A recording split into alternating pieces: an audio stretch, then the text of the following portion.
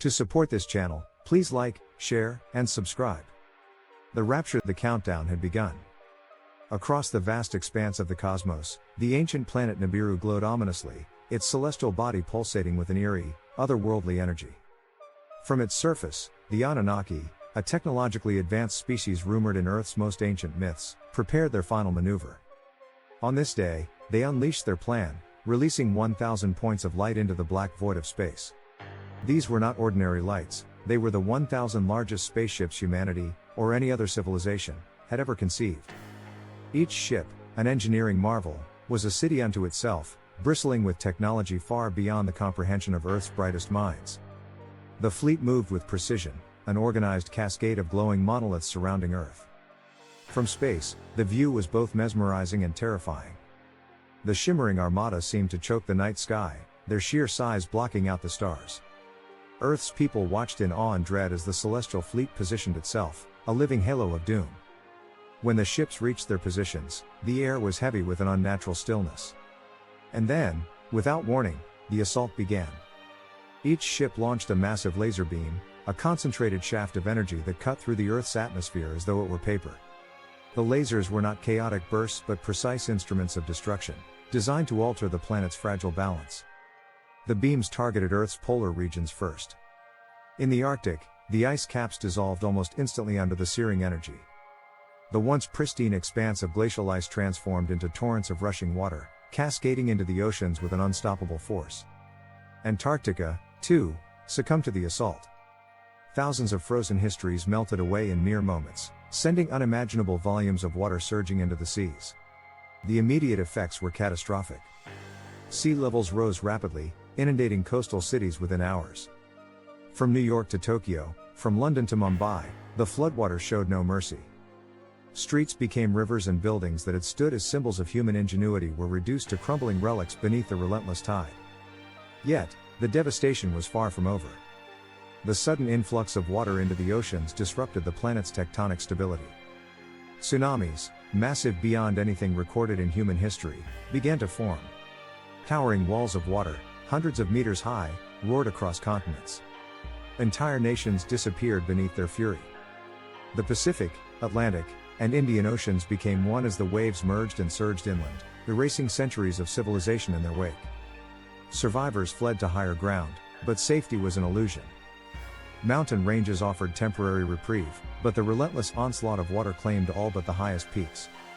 Everest, Kilimanjaro, and a handful of other mountaintops remained as isolated islands in a world now dominated by water. The rest of the Earth had become an endless expanse of churning, turbulent seas. The destruction was not limited to the physical world. Humanity's infrastructure, communications, power grids, transportation networks, collapsed entirely. The few who survived found themselves isolated, unable to call for help or coordinate with others. The once connected world had been severed, reduced to scattered pockets of terrified individuals clinging to life. Those who had anticipated the Anunnaki's attack were better prepared, though their numbers were tragically few. Deep underground bunkers, hidden in remote locations, offered refuge to the most resourceful and well-informed. These shelters, equipped with months or even years of supplies, became the last bastions of human life. Yet, even in these fortified havens, the survivors faced an uncertain future. They had escaped the immediate apocalypse, but they knew the Anunnaki's intentions were far from benign. Above the planet, the Anunnaki fleet hovered in eerie silence. Their work, for now, was done. The planet had been reshaped, its ecosystems destroyed, and its inhabitants decimated. But the purpose behind their actions remained unclear. Were they claiming Earth as their own? Punishing humanity for some unknown transgression? Or was this merely the first phase of a larger plan? Meanwhile, the survivors in the bunkers struggled to adapt to their new reality.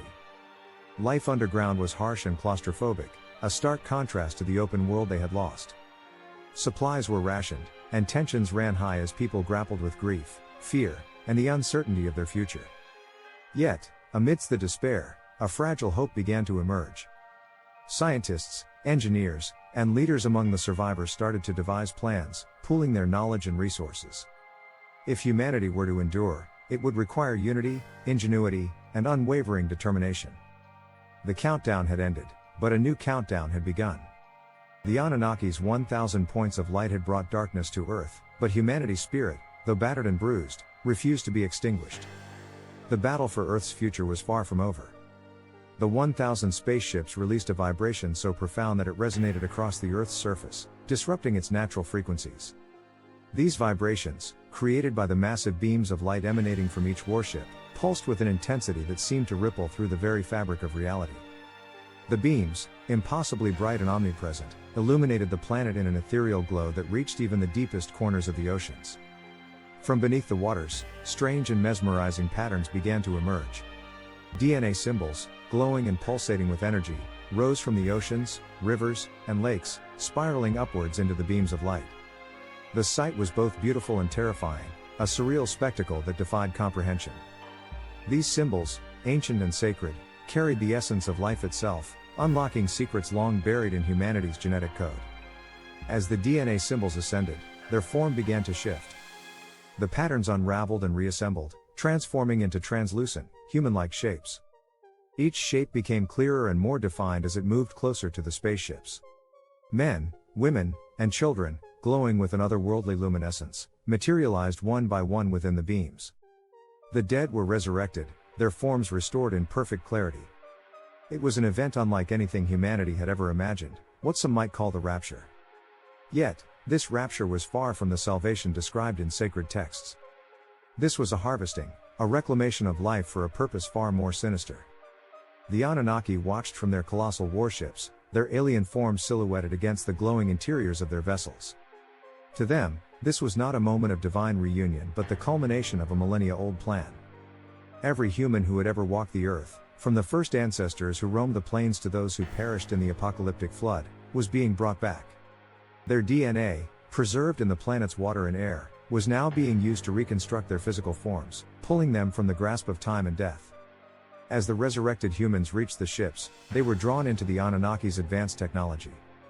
The warships became sanctuaries of unimaginable complexity, their interiors vast and filled with chambers that glowed with pulsating energy.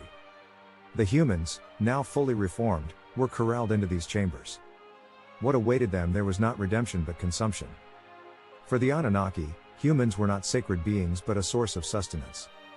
Their bodies were dissected, their energy harvested, and their very essence used to sustain the extraterrestrial race. The process was horrifying yet efficient. The Anunnaki's technology was far beyond the understanding of earthly minds, capable of transforming the physical and metaphysical properties of human life into pure energy. This energy powered their ships, extended their lives, and ensured the survival of their civilization. To the Anunnaki, this was not cruelty but necessity. The humans, they believed, were created for this purpose, their DNA engineered long ago as a renewable resource. As the last remnants of humanity were drawn into the Anunnaki's fleet, the earth grew silent. The lights began to fade, and the ships, having completed their harvest, started to move. Their departure was slow and deliberate, a final act of dominance over a planet they had claimed as their own.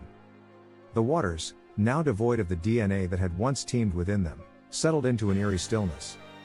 The planet was changed forever, a hollow echo of the vibrant world it had once been.